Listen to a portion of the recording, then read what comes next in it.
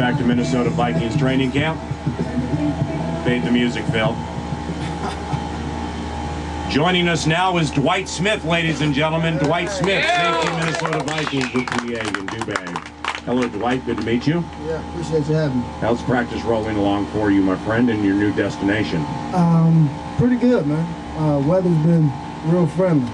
You know, coming from Tampa, New Orleans, I'm used to them 200-degree days, so it's been real friendly. Take me through the New Orleans situation. When you were released by that team, I was rather shocked, to be honest with you. Outside of Mike McKenzie, I look at that secondary, and I thought you fit in there pretty nicely. What happened there? Well, honestly, I do not know. When we came back this year after they hired the coaches and stuff, I was third on the depth chart from day one, you know, so I didn't have no understanding of it. I guess the coaches just didn't like the way I played football, I guess. I asked them to sit down and watch the film with me to show me what they thought maybe I did wrong last year. They would never do it, so I took it as in they just didn't like Dwight Smith. And with Hurricane Katrina and where you guys had to play your games and all that stuff, how difficult was last year? It was tough, man.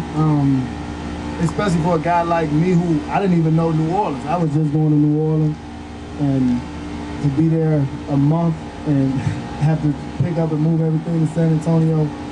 And I had bought a house there, and I still haven't lived in my house really. Really? So it was tough.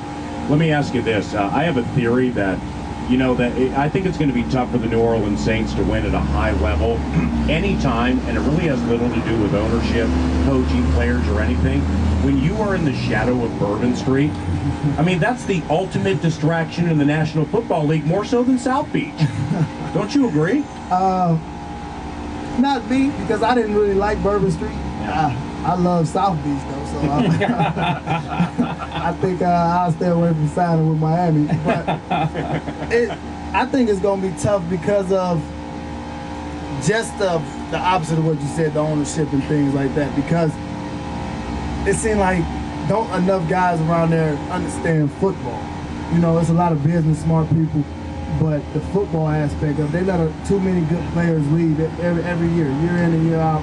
There's too many good players leaving, and they're not adding what they need to add. So I think you have to look that to the front office. Yep. Well, let's go back to the time you were released from the Saints and what happens next. I know that Tampa had some interest, and I assume you did, you know, because of your familiarity there, your history there. Obviously, you had familiarity here with Tomlin. I mean, is that when something like this happens, is that the first thing you think is where do I fit? Where am I happy? You know, who out there knows me? Who do I know? That kind of thing. Yeah, I mean, coming in my situation because I wasn't really looking for money, you know, so to speak, because you know, I made quite a bit of money last year. You got yours. So I wasn't really looking for that. I was looking for somewhere I was going to be happy, somewhere that, you know, the team wanted me. You know, when you go from a situation like New Orleans where you feel just not wanted and you don't understand why, you want to be somewhere where you feel wanted. And the familiarity with Coach Tomlin, and, you know, I knew guys like Fred Smoot and Darren Sharp, you know, guys throughout the league I've known. So I just felt comfortable coming here. Did Mike call you right away? I mean, did you get a call from him?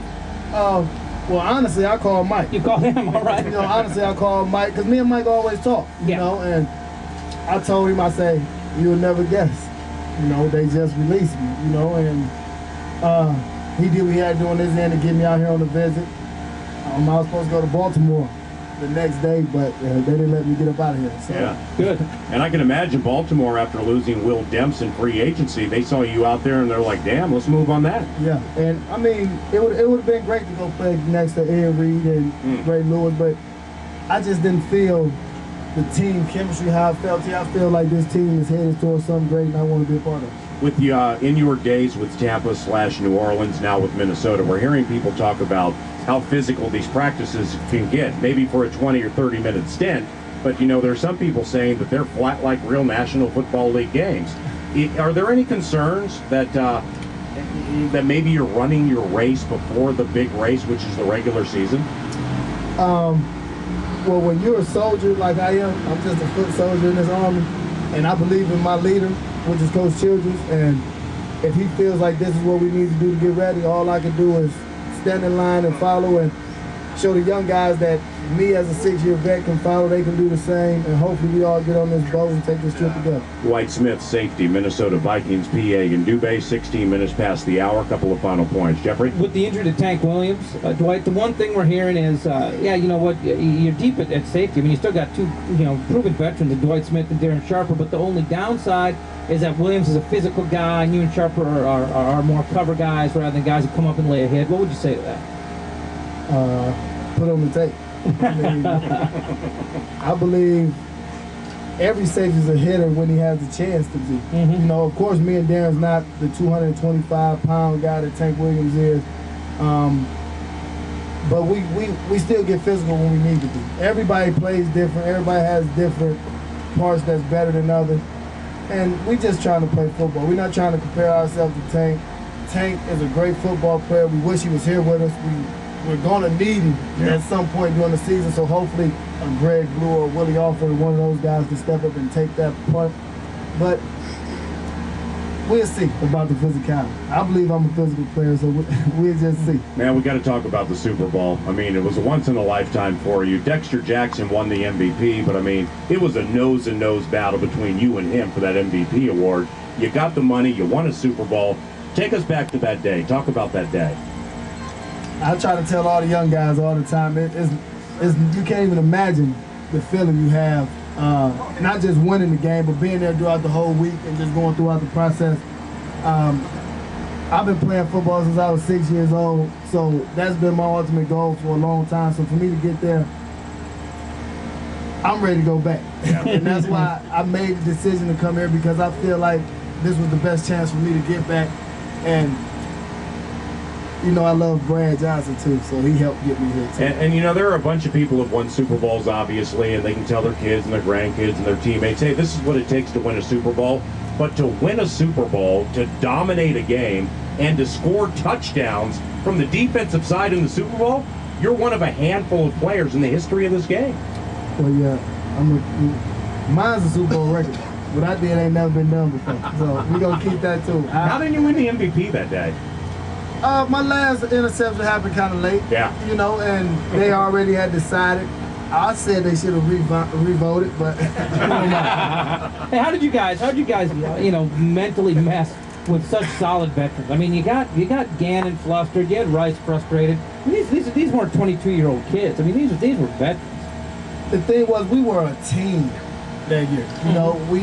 We had a lot of great players, a lot of great parts, but we were a team. Yeah. We had no part that was bigger than the unit, and that's what made us great.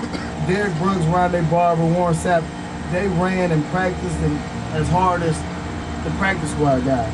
And that's what we have to get around here. We have to get everybody practicing at the same level to understand it's going to take all 53 heads if we want to win this thing. It takes tough teams to win on the road, as you know, because you've won at a high level on the road, including the NFC Championship game at Lincoln Financial, where that was just a meat grinder of a game, and you guys just were able to grind away to a win. This team struggled over the last few years. Hold on. Yeah. That wasn't that Lincoln Financial. Where was it? It was at the old vet. Oh, at the old vet? Yep. We closed the vet down. My bad. Yeah, we closed the vet. We honestly say we the one who last game and closed the vet. Yeah. And we opened Lincoln Financial next year, first game, and beat them then too. So. My bad. Yeah. With that said, winning on the road takes a certain toughness. You guys had it this year. Childress is instilling toughness in this team, and that's been one of the common threads he said since he took this job. Do you think? Do you sense a toughness with this team, and do you think the secondary depth and everything is the strongest facet of this team? I don't ever want to say that the defensive backfield is the strongest part, because I believe you're only as strong as your front line. And if our front line and our D line are the strongest parts of our team, we're going to go far. Yeah. And I would rather have 4 great rushing defensive linemen than 4 great secondary people in the bed with. Yeah. You know the Tampa too. You've played in it. You've thrived. Vikings Training Camp 2006.